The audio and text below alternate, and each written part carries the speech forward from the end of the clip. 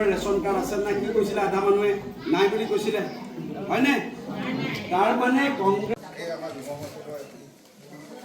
আমি সমূহ গাঁওবাসীৰ তৰফৰ পৰা আমাৰ সন্মানীয় বিধায়ক মহোদয়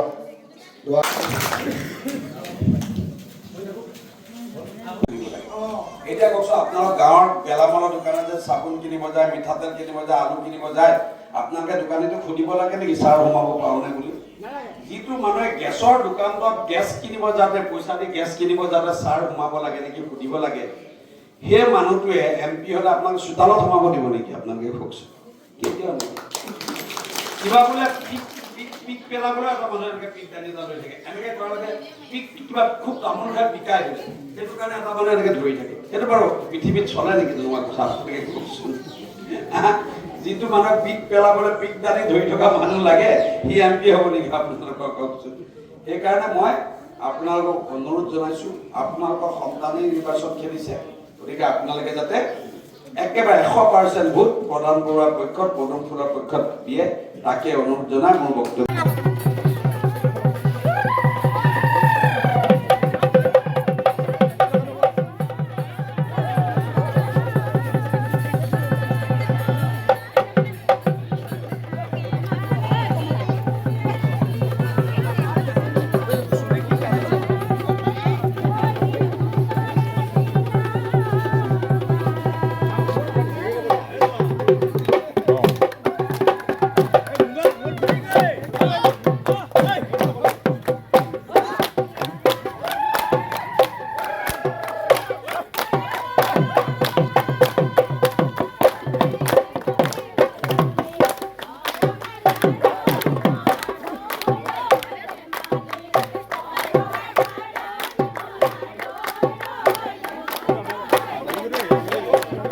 কাক দিছে জানে নেকি কংগ্ৰেছৰ কেণ্ডিডেটজনে কি কাম কৰে জানে নেকি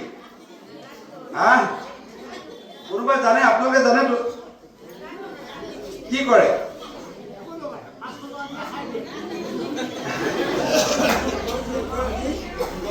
পাই গাঁৱৰ দুখীয়া মানুহৰ যেতিয়া বেমাৰ হয় তেতিয়া আগতে ঘৰৰ মাটি বেচিব লাগে মাটি বন্ধকত দিব লাগে ধাৰ ল'ব লাগে কিন্তু আজি ৰেচন কাৰ্ডখনে আপোনালোকৰ আয়ুষ্মান কাৰ্ড 5 লাখ টকাৰ চিকিৎসা পায় নে নাপায় নাপাওঁ বুলি কৈছে বাইদেউ পায় নে নাপায় এটা কেইটা হ'ল চাউল বেমাৰ দুটা হ'ল 3 নম্বৰ কি পায় উজালাৰ গেছ পায় 300 টকা ছাবচিডি আৰু যদি কোনোবা উজলা গেছ পাবলৈ বাকী আছে ৰেচন কাৰ্ডখন গেছ এজেঞ্চি দিলেই গেছ পাব 4 নম্বৰ কি ৰ'ব শুনক 4 নম্বৰ কি বীমা আগতে ঘৰৰ মুৰব্বীজনৰ যদি কিবা অঘটন ঘটে পৰিয়ালটোৰ অনাই আঠানি নহয় এতিয়া ৰেচন কাৰ্ড থকা প্ৰত্যেকটো পৰিয়ালক বীমাৰ অধীনত আনিছে চৰকাৰে প্ৰিমিয়ামটো চৰকাৰে দি দিছে কিবা অঘটন ঘটিলে 2 লাখ টকা আপোনালোকে পাব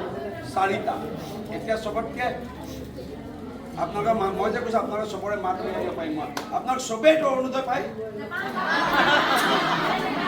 চবেই অৰুণোদয় পায় নাই অলপ আগতে কিবা এটা সুধিলে মাতেই নোলায় মই কৈছোঁ যে মোক মাত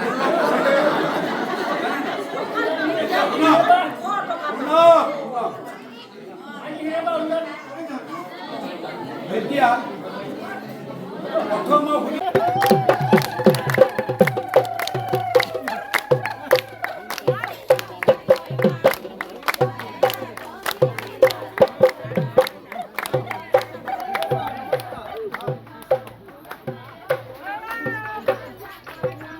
আৰম্ভ কৰিব 6 মাহ পিছত আৰু কিমান দিন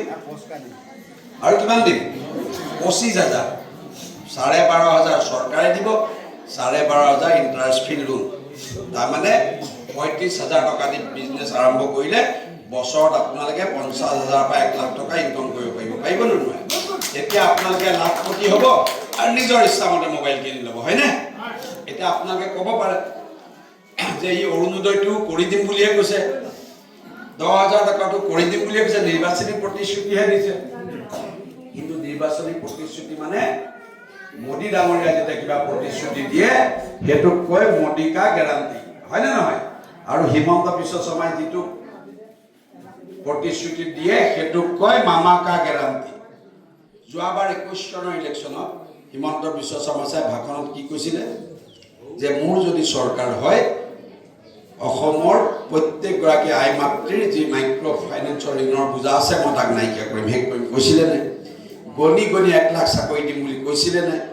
আমিতো চৰকাৰ জিকিছিলোঁ, জিকাৰ পিছত কৰি নিদিলেওতো আপোনালোকে ভোটটো ঘূৰাই ল'ব নোৱাৰিলেহেঁতেন, পাৰিলেহেঁতেন নেকি? কিন্তু যিহেতু মামা কা গেৰাণ্টি মোদী কা গেৰাণ্টি, প্ৰথমখন কেবিনেটতে আপোনালোকৰ মাইক্ৰ' ফাইনেন্সৰ লোন মাফ কৰি দিছিলে। গণি 1 লাখ নহয় 1,22,000 চাকৰি এতিয়ালৈকে চৰকাৰে ব্যৱস্থা কৰি দিছে। আৰু কেনেকৈ দিছে? মেধাৰ ভিত্তিত। আপোনালোকৰ গাঁৱৰ যোনে চাকৰি পাইছে নিজৰ মেৰিটত পাইছে। কংগ্ৰেছৰ দিনত হোৱা এখন কেনেকুৱা বজাৰ খুলিলেহেঁতেন আপোনালোকে জানে। সেইকাৰণে মই কৈছোঁ যে আপোনালোকে কিয় প্ৰধান বৰুৱাৰ কাৰণে ভোট বিচাৰিব লাগে? এইকাৰণে প্ৰধান বৰুৱাৰ কাৰণে ভোট বিচাৰিব লাগে। বহুত মানুহৰ ঘৰ নাই, হয়নে নহয়? এইবাৰ মোদী ডাঙৰীয়াই 2 কোটি ঘৰ দিছে ভাৰতবৰ্ষত। হিমন্ত বিশ্ব শৰ্মা ডাঙৰীয়াই 1 লাখ ঘৰ দিছে। ইলেকশ্যনৰ পিছত অসমত ঘৰ বিচাৰি কোনো মানুহে হাবাতৰি খাব নালাগে। প্ৰত্যেক ঘৰ নথকা ঘৰৰ মানুহক আমি ঘৰ দিয়াৰ ব্যৱস্থা কৰিম। কংগ্ৰেছৰ দিনত 70,000 টকাৰ ঘৰটো ল'বলৈ 35,000 টকা ঘোষ দিব লাগিছিলে, লাগিছিলে নে? খুটাকেইটা ওলমি থাকে। আজি 1.5 লাখ টকাৰ ঘৰ একাউণ্টত পইচা সোমাই যায়, ঘৰ নবনালেহে কেছ হয় আজিকালি, হয়নে নহয়? গতিকে মই সেইকাৰণে কৈছোঁ, আপোনালোকক অনুৰোধ জনাইছোঁ যে আপোনালোকে বিশেষভাৱে প্ৰধান বৰুৱাৰ কাৰণে আপোনালোকে ইলেকশ্যনটো খেলিব লাগে। খেলিবনে? খেলিব নাই? আৰে অৰুণোদয় ক'লে ইমান চিঞৰে আৰু ইলেকশ্যন বুলি ক'লে নিশ্চয়। অৰুণোদয়টোতে কিবা এটা যাদু আছে ন? এতিয়া কংগ্ৰেছৰ কথা কিবা ক'ব লাগিব নেকি?